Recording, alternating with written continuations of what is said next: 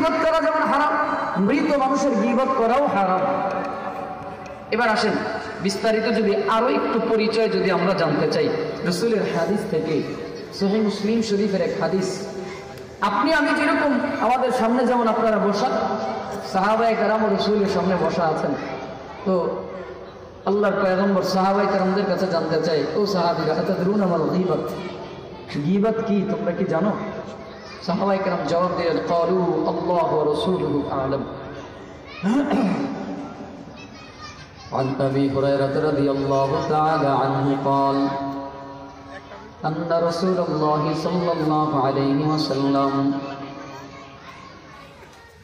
আবু হুরায়রা রাদিয়াল্লাহু তাআলা আনহু থেকে বর্ণিত, তিনি বলেন রাসূল করিম সাল্লাল্লাহু আলাইহি ওয়াসাল্লাম একদা আমাদের কাছে জানতে যান। রাসূল বলেন, আতাদরুনা মাল গীবাত, ও সাহাবীরা গীবত কাকে বলে তোমরা কি জানো? সাহাবায়ে কেরামের একটা আদত, সাহাবায়ে কেরামের অভ্যাস হলো তারা জানলেও বলতেন আল্লাহু ওয়া রাসূলুহু আ'লাম, না জানলেও বলতেন আল্লাহু ওয়া রাসূলুহু আ'লাম।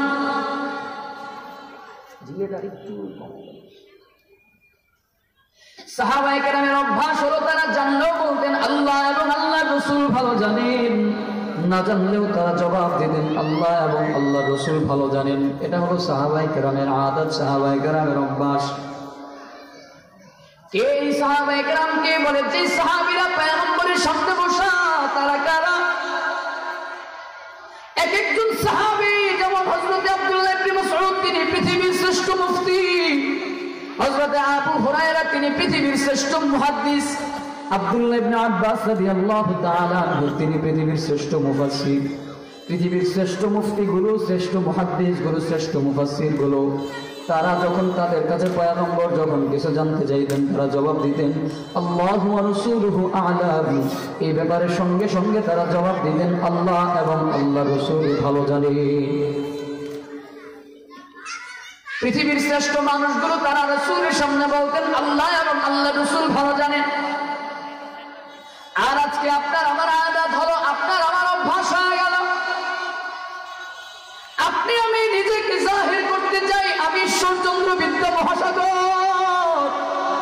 কোন ব্যাপারে জানলেও বলি আমি কাউন্টারে দিই, না জানলেও কাউন্টারে দিই। চাই সেটা রাজনৈতিক ব্যাপার হোক, সেখানেও আমার নাক গলাইতে হয়। সামাজিক ব্যাপার হলেও সেখানে নাক গলাইতে হয়, রাষ্ট্রীয় ব্যাপার হলেও নাক গলাইতে হয়, ধর্মীয় ব্যাপার হলেও সেখানে আমাকে নাক গলাইতে হয়। যে কোনো ব্যাপারে, সামাজিক বলো, পারিবারিক বলো, রাষ্ট্রীয় বলো, রাজনৈতিক বলো, যে কোনো ব্যাপারে আমাকে মন্তব্য করে নিজেকে প্রকাশ করতে চাই আমি বড় ঈশ্বরচন্দ্র বিদ্যাসাগর। অথচ সাহাবায়ে কেরামের আদত, সাহাবায়ে কেরামের অভ্যাস হলো পয়গম্বর তাদের কাছে কিছু জানতে চাইলে তারা বলতেন আল্লাহু ওয়া রাসূলুহু আ'লাম। এক কথায় জবাব দিতেন এই ব্যাপারে আল্লাহ এবং আল্লাহর রাসূল ভালো জানেন। আতাদরুনা মাল গীবাত, পয়গম্বর সাহাবায়ে কেরামদের কাছে জানতে চাইল সাহাবীরা জানো গীবত কি? গীবত সম্পর্কে তোমরা কিছু জানো নাকি? সাহাবায়ে কেরাম জবাব দিলেন আল্লাহু ওয়া রাসূলুহু আ'লাম, আল্লাহ এবং আল্লাহর রাসূল ভালো জানেন। পয়গম্বর তখন বলেন ক্বালা যিকরু আখাকা বিমা ইয়াকরাহু, বলে গীবত বলা হয় তোমার ভাই সম্পর্কে এমন কিছু বলা যা শুনলে সে কষ্ট পাবে। পয়গম্বর জানাই দিলেন যিকরু আখাকা বিমা ইয়াকরাহু, তুমি তোমার ভাই সম্পর্কে এমন কিছু বললা যা শুনলেই সে কষ্ট পাবে। ভালো করে পয়েন্ট একটু বুঝবেন। রাসূল বললেন তোমার ভাই সম্পর্কে এমন কিছু বলা যা শুনলেই সে কষ্ট পাবে। বলে সে শুনলেই কষ্ট পাবে, এটার নামে গীবত হয়ে গেল। একজন সাহাবী তখন দাঁড়ায় গেল, কিলা আফরাআইতা ইন কানা ফি আখি মা আকুল। রাসূলের একজন সাহাবী ওই সময় পয়গম্বরের কাছে জানতে চায়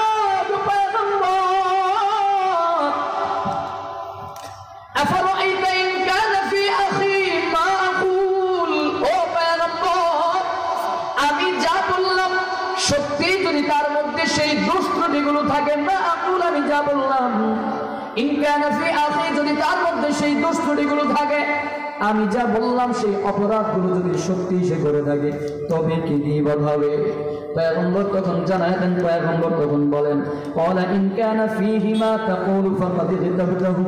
পয়গম্বর বলেন তুমি যা বললা সত্যি যদি তার মধ্যে সেই দোষ ত্রুটিগুলো থাকে তবেই তো গীবত হবে।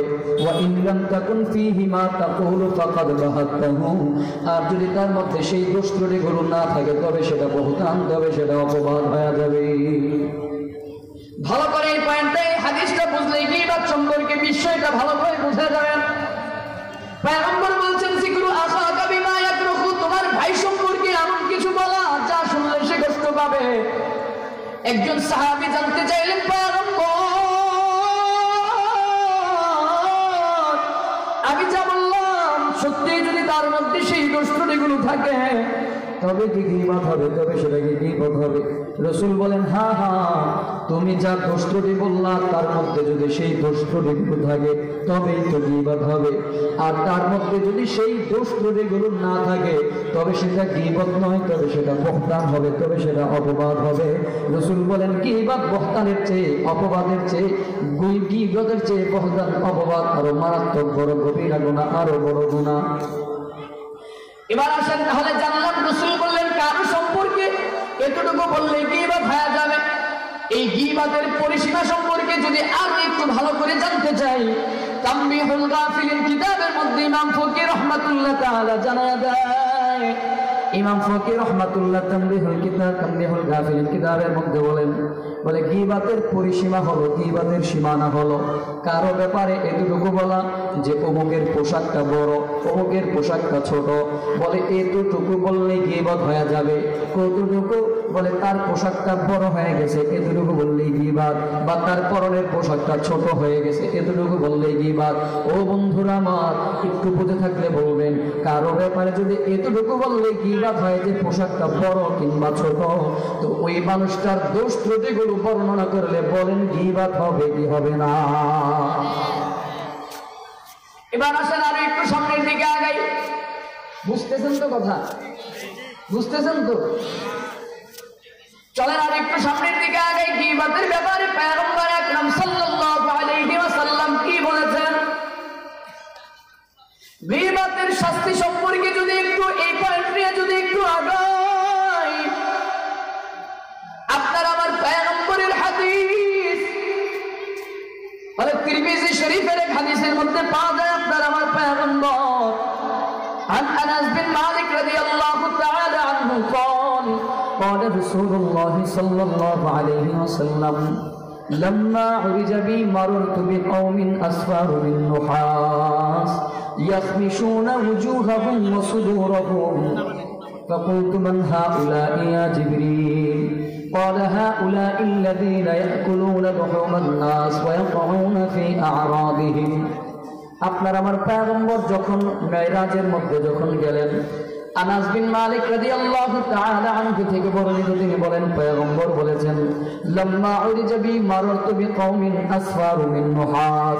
পয়গম্বর বলেন আমি যখন ঊর্ধ্ব জগতে গমন করলাম, আমি যখন ঊর্ধ্ব জগতে গেলাম ওই সময়টায় আমি একটা পাওয়ের পাশ দিয়ে অতিক্রম করলাম, এমন একটা পাওয়ের পাশ দিয়ে আমি অতিক্রম করলাম, বলে ওই জাতিটাকে আমি দেখতে পেলাম ইয়াখমিশুনা ওয়াজুহাহুম ওয়া সুদুরহুম, আমি দেখতে পেলাম তারা তাদের নিজেদের মুখ দিয়া চেহারার মধ্যে আঘাত করে রক্ত ঝরায়, ওয়া সুদুরহুম তারা তাদের বুকের মধ্যে আঘাত করে করে রক্ত ঝরায়।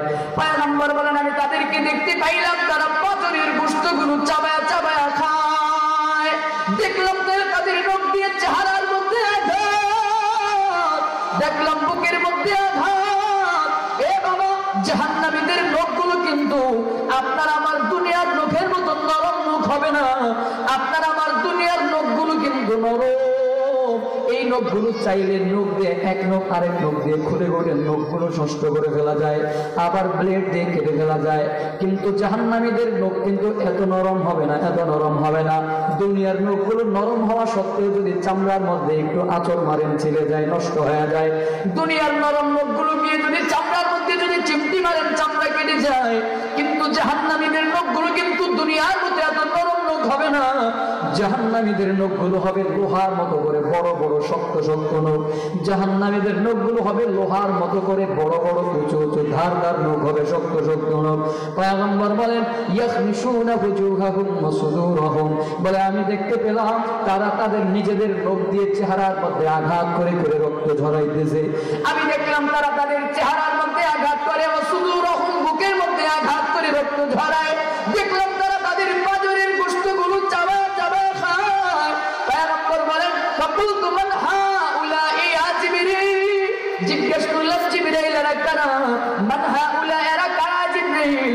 জিবরাইল বলেন হাউলাইল্লাযীনা ইয়াকুলুনা লুহুমান নাস ওয়া ইয়াকুলুনা আ'রাদিহিম।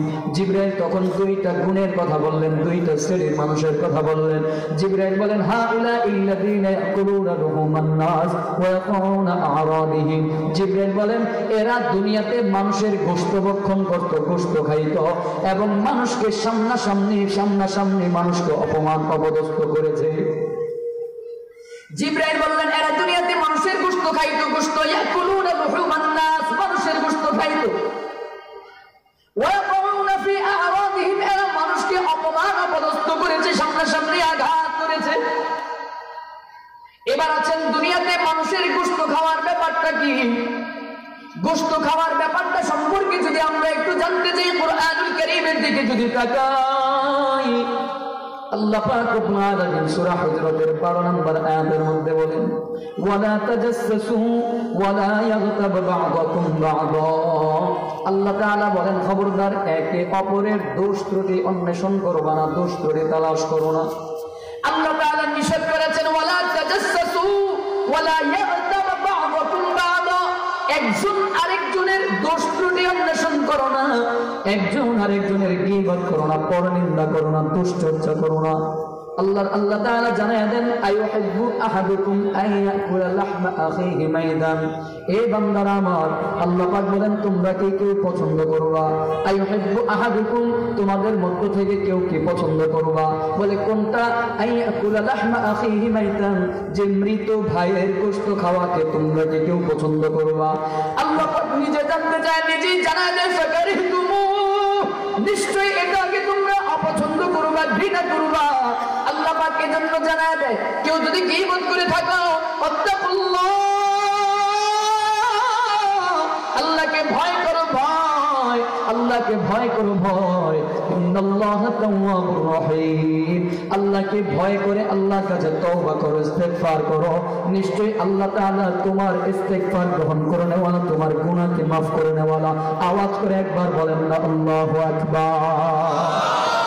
তাহলে আল্লাহ তাআলার এই আয়াত থেকে জানতে পারলাম, কোরআনের এই আয়াতে কারিমা থেকে জানতে পারলাম আল্লাহ নিষেধ করেছেন একজন আরেকজনের দোষ ত্রুটি তালাশ করবা না, একজন আরেকজনের গীবত করবা না। তার মানে এটা কি? দোষ চর্চা করলে, গীবত করলে আল্লাহ তাআলা জানায় দিয়েছেন এই আয়াতের শিক্ষা হলো গীবত করবা, দোষ চর্চা করবা, তার মানে হলো তোমার ভাইয়ের গোশত তুমি দুনিয়াতে ভক্ষণ করবা। জিবরাইল জানায় দিলেন হাউলাইল্লাযীনা ইয়াকুলুনা লুহুমান নাস, বলে দুনিয়াতে এরা ওই শ্রেণীর মানুষ ছিল যারা দুনিয়াতে মানুষের গোশত ভক্ষণ করত, মানুষের গোশত খাইত। তার মানে হলো একজন আরেকজনের দোষ চর্চা করার মানে হলো মৃত ভাইয়ের গোশত খাওয়া। এরে মুসলমান, চলেন আর একটু সামনের দিকে আগাই। এই হাদিসের শিক্ষা, এই হাদিস থেকে জানলাম গীবত করলে নিজের নখ দিয়ে নিজের চেহারায় আঘাত করে করে রক্ত ঝরাবে, নিজের বুকের মধ্যে আঘাত করে করে নিজে রক্ত ঝরাবে, পাঁজরের গোশতগুলো চাবায় চাবায় খাবে। চলেন এবার মালিকের আয়াত থেকে আরো একটা শাস্তি সম্পর্কে জানি। আল্লাহ তাআলা, আল্লাহ পাক রব্বুল আলামিন সূরা হুমাযার মধ্যে জানায়া দেয়, আল্লাহ পাক রব্বুল আলামিন বলেন ওয়াইলুল লিকুল্লি হুমাযাতিল লুমাযা আল্লাযী জামা'a মালাহু ওয়া আদ্দাদা ইয়াহসাবু আন্না মালাহু আখলাদা কাল্লা লায়ুনবাযান্না ফিল হুতমা ওয়া মা আদরাকা মাল হুতমা নারুল্লাহিল মুকাদা আল্লাতী তাত্তালি'ু আলাল আফইদা ইন্নাহা আলাইহিম মুফসাদা ফি আমাদিন মুমাদ্দাদা। আল্লাহ তাআলা এই আয়াতে কারিমার মধ্যে, এই সূরার মধ্যে 3 শ্রেণীর মানুষের কথা বলেছেন। এই সূরার মধ্যে আল্লাহ তাআলা 3টা শ্রেণীর মানুষের কথা বলেছেন। আল্লাহ তাআলা এই আয়াতের মধ্যে 3 শ্রেণীর মানুষের কথা বলেন। বলে 1 নম্বরে ওয়াইলুল লিকুল্লি হুমাযাতিল লুমাযা, আল্লাহ জানাতে ধ্বংস যারা পশ্চাতে মানুষকে অপমান অপদস্থ করে তারা ধ্বংস। ওয়াইলুল লিকুল্লি হুমাযাতিল লুমাযা, বলে ধ্বংস যারা হুমাযার অন্তর্ভুক্ত তারা ধ্বংস। ধ্বংস তারাও ধ্বংস যারা লুমাযার অন্তর্ভুক্ত তারা ধ্বংস। বলে হুমাযা কারা আর লুমাযা কারা? তাফসীরে মারিফুল কুরআনের মধ্যে পাওয়া যায় হুমাযা হলো তারা যারা গীবত করে ওয়ালা, লুমাযা হলো তারা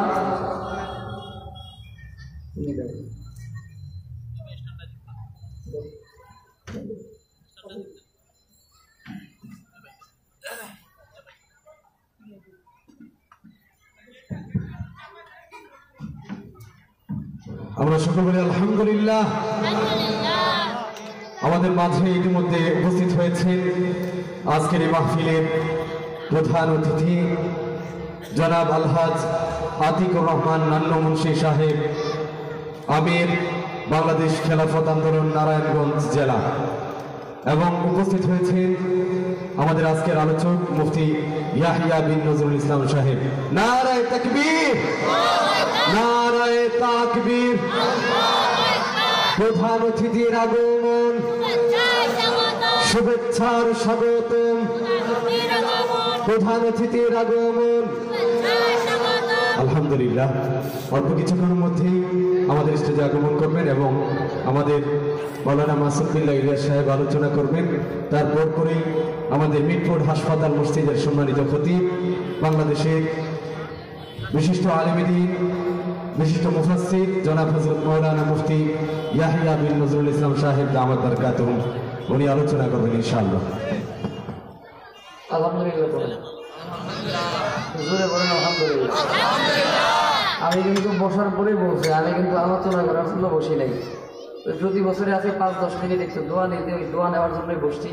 শুরুতেই যার কথা বলছিলাম, আমার পরে যিনি আলোচনা করবেন আমাদের উস্তাদ তুল্য মুরব্বী, আমাদের বড় ভাই, আমরা তাকে দিল থেকে মহব্বত করি, মিটফোর্ড হসপিটালের সম্মানিত খতিব হযরত মাওলানা মুফতি ইয়াহিয়া বিন নজরুল দামাত বারাকাতুহু আলিয়া অত্যন্ত চমৎকার আলোচনা করেন। হযরত এখন বয়ান করবেন। চূড়াপাড়া 5-10 মিনিট যতটুকু বললাম, আল্লাহ তাআলা আমাদের সবাইকে এই কথাগুলোর উপরে আমল করার তৌফিক দান করুক, পড়েন আমিন। সর্বপ্রথম আমাকে আমল করার তৌফিক দান করুক, অতঃপর আল্লাহ তাআলা আপনাদেরকে আমল করার তৌফিক দান করুক, পড়েন আমিন। সর্বোপরি কথা হচ্ছে আল্লাহ তাআলা আমাদের সবাইকে গীবত থেকে হেফাজত থাকার তৌফিক দান করুক।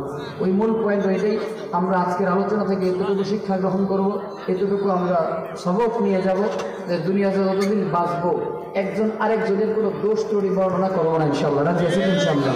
আল্লাহ কবুল করুক, পড়েন আমিন। ওয়া আখিরু দাওয়ানা আলহামদুলিল্লাহি রাব্বিল আলামিন। আসসালামু আলাইকুম ওয়া রাহমাতুল্লাহ।